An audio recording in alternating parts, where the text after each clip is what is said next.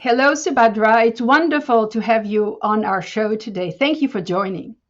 Thanks for having me, Nilly. So, over your career, when you started out, what has changed? I know earlier there must have been, and there were, I faced them, some obstacles, different obstacles. Have things changed? And if so, what obstacles are women in finance, which is a very male dominated field still, what obstacles are they facing? Well, I think that the industry has definitely changed and evolved quite dramatically in the last couple of decades that I've been in the business. I would say that when I started out, there wasn't this kind of concerted effort to try to hire, recruit, women into finance. Right now, I think that most banks in the last decade and a half are making a concerted effort to have half their sales and training program or their investment banking program with women entrants. That necessarily wasn't the case. I mean, I went through a an interview process, and my understanding was they picked the best candidates, and now I think there's a much more concerted effort to try to balance it out, at least in the entry level positions. And what about going up the ladder? What are some of the issues? Because I think statistically at that highest level is a much lower percentage of women at the CFO level, at definitely the board level. How have you overcome those obstacles to reach this pinnacle where you are now?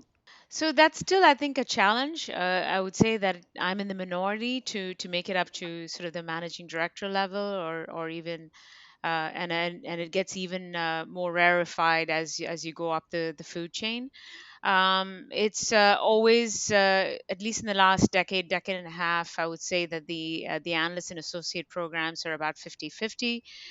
We tend to see that ratio change when it comes to VP level. You're looking more at maybe 30% of the workforce is women, or I mean, I should 30 to 40%. And then when you start getting towards director level, you start seeing those numbers start to decline. And then on the MD level, I would say, the climb is even harder.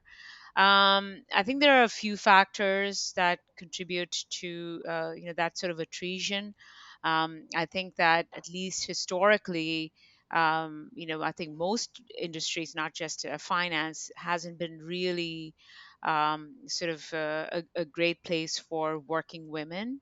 In the sense that earlier on in their career when they're single, it's easier, but when you start going down the path of having a family, I mean, sort of separating yourself from work, traditionally has been more challenging. I would say even that has improved quite meaningfully in the last decade and a half. I think that there's a lot of programs in place right now for mothers and people that need to support a family.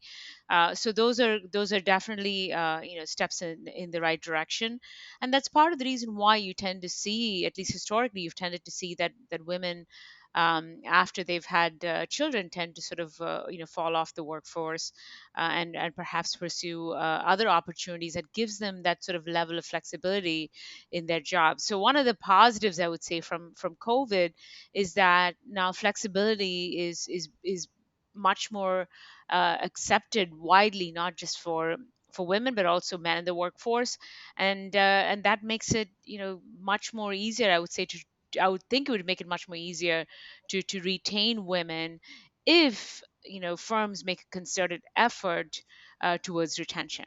So you mentioned programs, DNI programs, a couple of times, and obviously a subject near and dear to your heart. What kind of programs have you seen in the various institutions where you've worked throughout your career, and which ones worked, did not work?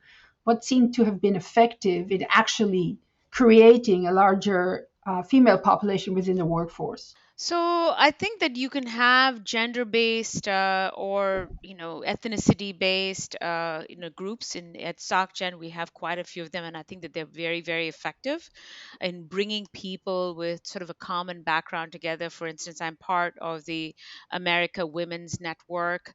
I'm also part of the Black Leadership Network, and there's an Asian professional network as well at SocGen. And I think that all these networks are very, very helpful for people to sort of exchange ideas, kind of share their challenges as they progress through their career in a certain industry.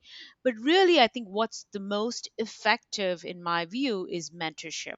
I think having from a very young, say analyst associate level, and across the board through several levels of your career, I think having a very organized system of mentorship, I think it could go a really a long way in trying to foster a very diverse talent. So it's not so much about sort of just hanging out with people that you might have or share the same background, but it's also kind of having a pathway to where you should be or could be in the next 5 to 7 years.